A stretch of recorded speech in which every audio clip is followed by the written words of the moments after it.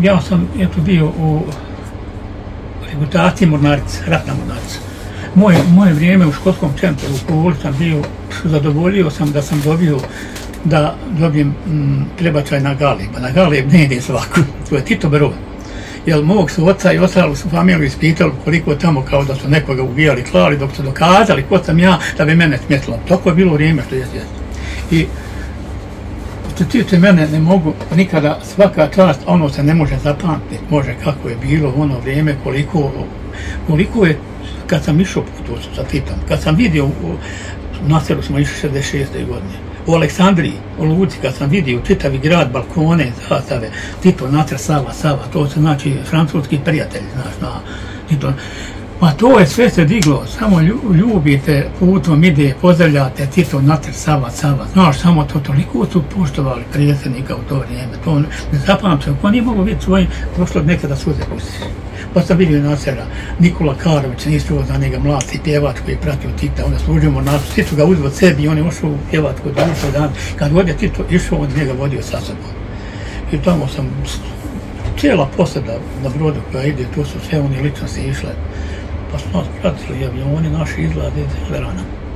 Pa smo imali prilike da 6. američka flota pride preko nas avionima, to ne smije neki propis ili ali eto, on sam to se puštao da pitaju ko smo mi, a onda mora kazati ko je, da predsjednik god ide predsjednik u posjetu, a dva broda prati sa strana, naši idu noć, kad je sa strana, po dan ja naprijed, sve do bezbeđenja postajala. I eto, vidiš kako se prekršaj pravili u tom vremena. Dok smo mi onda s Rusima ipak bili više.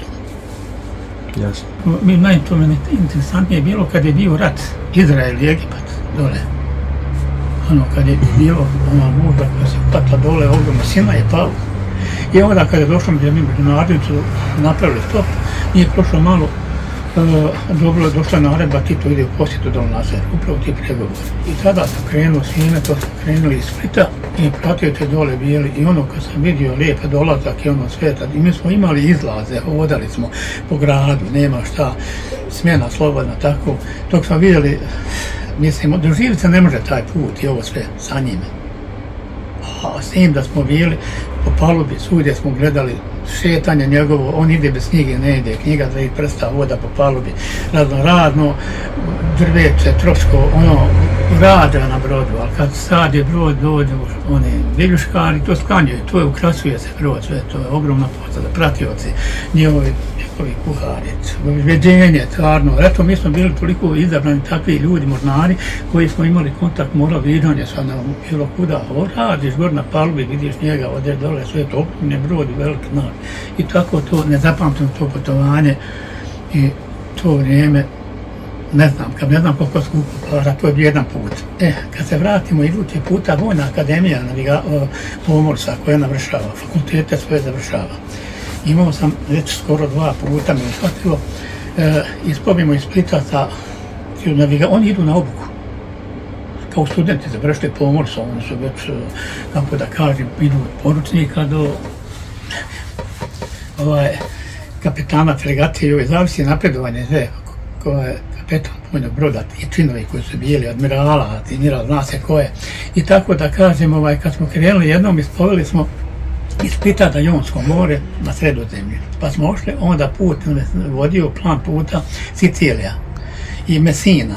A Messinski kanal je prolaz, imaju gore otoci Stromboli, jedan vulkani oni imaju. To je naše upoznavanje bilo. A nisam znao, nama su obećali starješine tamo svim novim mornarima, ako imate ko da napiše pismo, uzmete kutiju cigareta, stavite u flašu, napišite pismo i adresu i zatvorite. Koliko su ljudi Italijani pošteni, oni čekaju kad je ta flaša, sve čekaju ovako na brodovima kroz Messinski kanal. I onda oni uzmu tu flašu, ja sam 2 puta radio, dva su člana dobili moje razrednice, ja nisam bio na obali, da sam bio u Messinu. Izvade cigarete, pismo i onda oni lijepo uradi, recepciraju i pošli na adresu. Odatle smo se vratili i smo prema Gibraltaru tamo.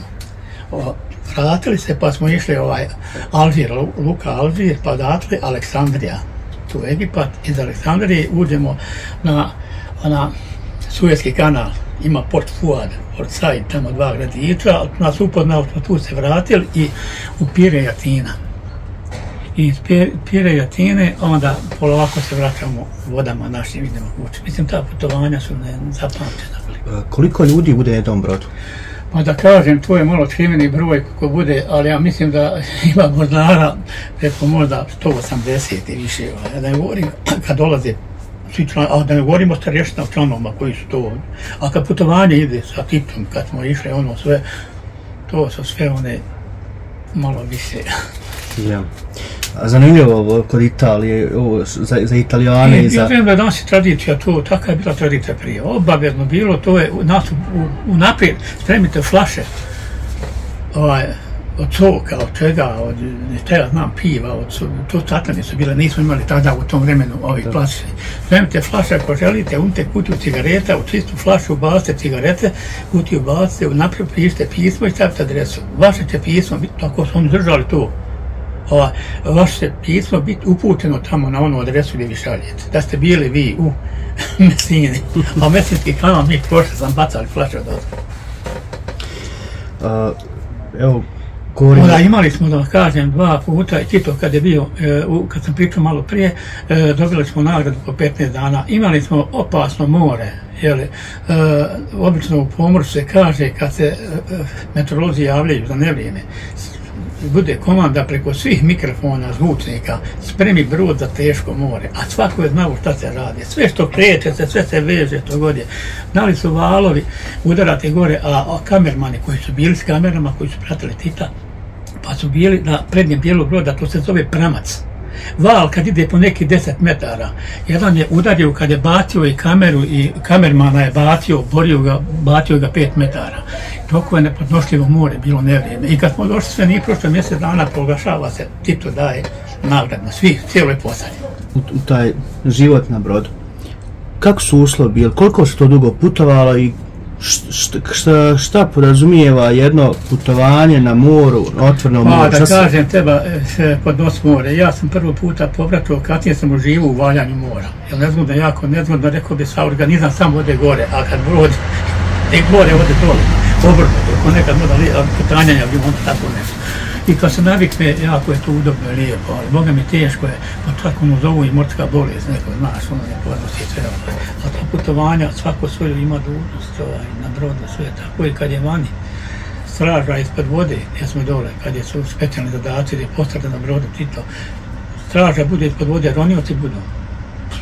Duže doći strojeva koji svugdje, eksplozije preveže dole.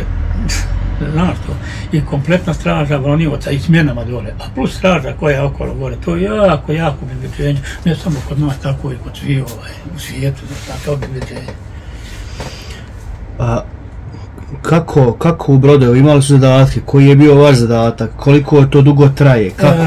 U plovidbi svako ima svoj zadatak, ima po tim brodskim odredima. Moj je bio brodski odred kao brodarac i kurs kormilara u potrebi za vožnju, ali specijalno u tim ne vodimo mi, možemo lokalno ovako, imaju određeni ljudi. I oni to voze, dok mi obavljamo svoje poslove, normalno ko sve ima svako svoj posao. Ima 5 brodski odred mašinci koji rade, uvijek dole su smjene oko mašina, ide smjene, dolaze mašine, rade, sve što je.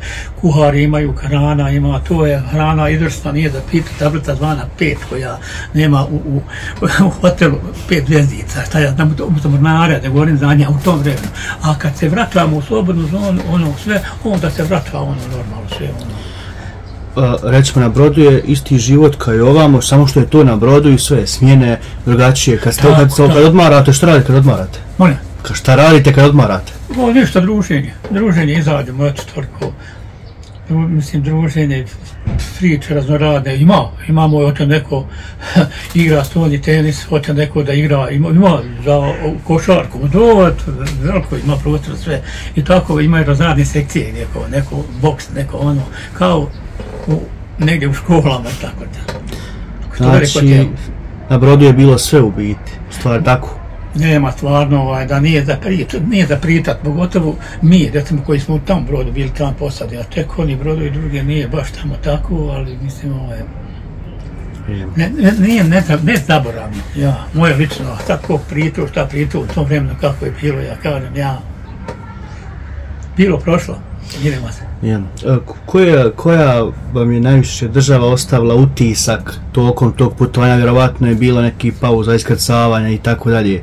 Ne znam, to odmor, evo, u nekoj državi možda ako se posjeti, pa vjerovatno ste bila nekom, kako se kaže, dopusti, jel? Ako ima neka država i po čemu, zbog čega je ostalo utisak? Ja lično sam čekao prije mene generacija, ti to išao u Indiju, Dubaj, 3 mjeseca putovanja bila. U te zemlje, ali ta generacija prije mene, jedna ispred mene, koje oni su doživjeli nesavršeno put, oni prošli. Zato ja sam manje. A što se tiče od toga svega, kako bih rekao, mi kad dođemo, kad smo došli, recimo, evo govorim kad Titom u Aleksandriju, sam pričao prije u onoj temi, slobodna smjena, autobusi čekaju, svi obučeni, izlazimo, idemo na piramide, ode autobusi, čitavi dan piramide, mi idemo druga mjesta, dvorac kralja Faruka nekada u Aleksandriji, njegov dvorac smo obilazili, bili sve, mi dolazimo u svoju smjenu, sutradan idu drugi, tako da nismo, nije za pričat da nešto, da neka dosada, svugdje je bilo raspoloženje i previše svega i svačega, što god je ko htjeo. Specifično, šta je utisak u nekoj to jednoj državi ostalo na vas? Evo, nešto posebno. A jes meni ostalo, recimo ja tu uzmam taj Egipat, to je ratno stanje bilo, Kina je bio već blokiran sam, to se znao. I hoću da kažem, kad sam vidio taj svijet, kad Tito došao u to vrijeme dole, koliko je taj jedan grad, koliko je skočilo sve i koliko samo Tito, onda je on, ja ne mogu to, ma ne ja, mnogi su plakali onda. I od starješina i od mornara, kad su to doživjeli, vidjeli. U takvim strojima, kako je to bilo, mislim, koliko je on imao utjecaja na svijet i koliko su njega cijeli. Ja, bez obzira na ovo sad to je, ja govorim kako je bilo i lični moj život tada, sada to uzme sebi koliko mu treba. Jest.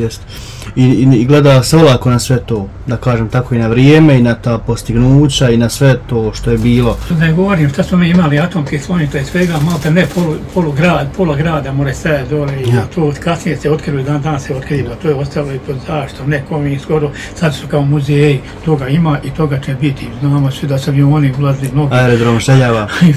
Željava, ja sam bio i ovako gledao, bio sam na snimanje kad snimao film, gore isto.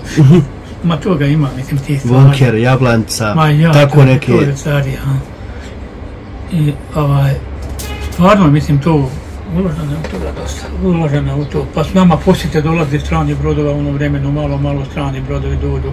Posjete kad dođemo, mi idemo na njiha, isto dolazimo puti nas. Oni dođu na naše, te razne vojne posjete su bili tada, to sve. Bilo je obezbeđenje, mislim, ja znam. Samo što je bilo, za vrijeme Tita nije se baš moglo svako da radi šta hoće. Bilo je ograničenje, mislim, ja uzimam vjeru, svako ima svoju vjeru. I tada je bilo, vjeru nije dozvoljavalo, bio sam i u partiji investirima, tako je bilo vrijeme, nije dozvoljavalo miješati sa državom, ostalo sva prava. Moj otac Rahmetli bio od 50 godina pri džami, stalno i odborima i sve, nikomu nije ne rekao zašto ti ovo, on se držao, bio stav svoj, takav, da kažem, nije bilo neke, da kažem, ne to, a što sad mi govorimo, vjera na stranu, a država, mislim, dva smjera su bila potpuno odvojena, sad je sad kako kod nas, ne samo kod nas, sad je to svudi u svijetu drugačije, podmiješalo se. Da kažem, otvorno onako, nemam ja nikakve mržnje pa jednima i drugima, trećim, jer sam bio u svom mjestu, ja sam se izvukao prije 2 mjeseca Daytona. Kuću sam zamijenio moru i mislim imam prijatelja i danas su ostali dobri, svi su bili dobri, ali mislim ja se stidim nikome to reći kad ti dođe sa strane jedan čovjek i jedan, kako da kažem, vojnik koji je došao u moje mjesto, Boga pita iz Vojvodine odakle i prijeti svoje svome materi, njegovu majku srpsku, što se on druži sa mnom. Ali jako smo dobri bili. Ja sam bio u radnoj obavezi, nisam imao izlaza kuda, nema kuda, odem ja, odošem, nema, njiha nema, Koje je to mjesto? Prnjava, i kako je to bilo, i tako ja kad sam vidio da dolaze za strana i meni čak moji ljudi, prijatelji koji su bili i u opštini i do vrha gore, dobri sa mnom.